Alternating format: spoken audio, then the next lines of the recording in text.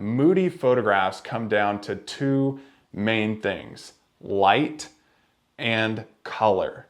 So light and color tones are the two biggest things you have to worry about with creating a moody image. I'm going to show you how to do that so you can do it over and over in these types of photographs.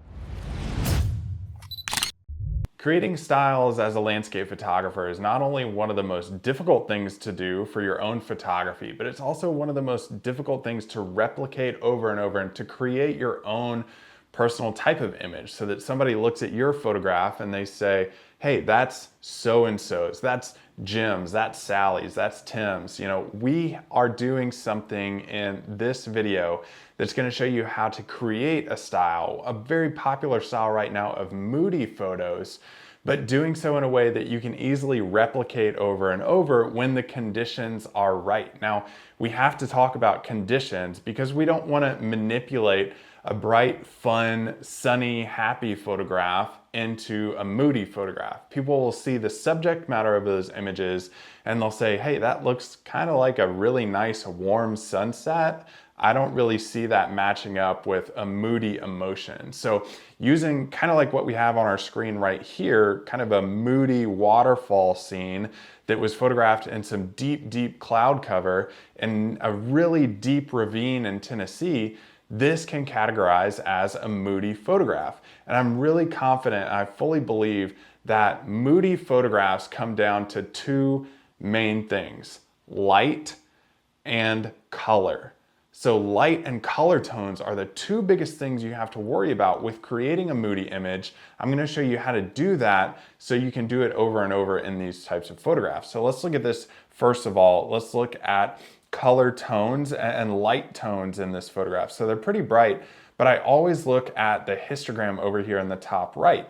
I want to push the histogram over as far as possible to the left side of the screen to get as much deep, rich, shadowy blacks out of the photograph as possible because we are making it that moody type of image. So what I'm going to do is scroll down on the exposure probably to about -1.17 stops. Now, that brought it down a lot. I'm going to hold down my J key. I'm going to click that and see so that I'm not clipping out any sections. I want to get it as black and as dark as possible, pushing it to that edge, so dropping it to 1.44, and I'll hit the J key again. So we dropped that exposure down, but it's still a little bit warm in my sense. And you know, with warmth and cool tones, moody is going to gravitate more towards those cool tones. If you look in any cinematic movie that you've ever seen, notice if the scene is a sad scene or if it's a happy scene. If it's a happy scene, it's going to be more yellow, it's going to be more warm.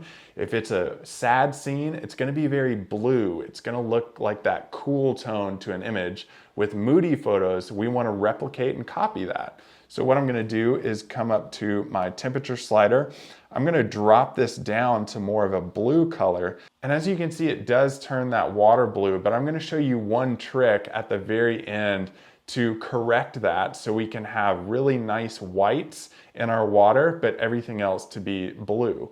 So I have this blue standing out. I will push in a little bit of purple in that tint to get rid of some of the green tints in here.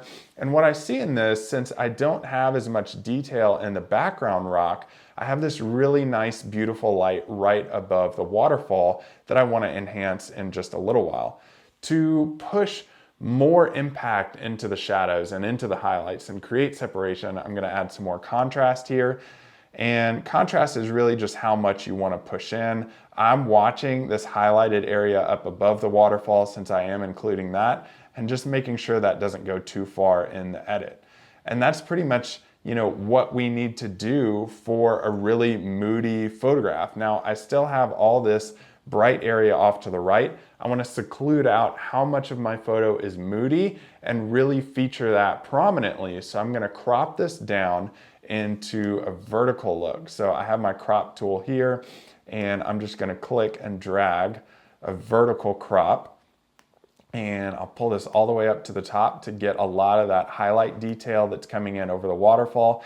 And since these rocks add a little bit of detail to the composition, I'm going to pull the crop over so I'm not cutting off any of that.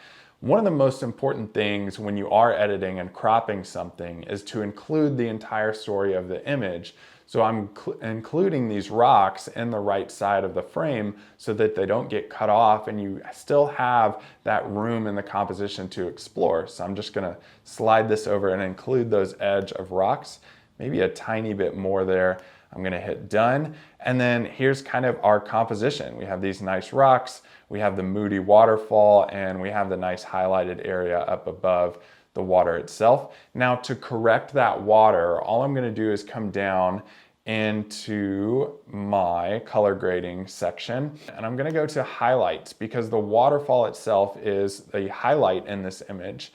And since blue is the color that it is, I'm going to correct it by pushing those highlights to the opposite side of the color wheel to get them back to a good mid-tone white area where I want it. If you still want more Moody water, keep it more blue. If you want to just have it white, do what I'm doing right now. So I'm just going to pull this center point up to a more yellow portion to try to get rid of some of that blue. And that looks about good. You don't have to do it a ton. And there you have it. We have our really moody photograph here, and we can look at, let's look at the before and after of our image. If you do this every single time, you're gonna come out with moody photos every single time, I guarantee it.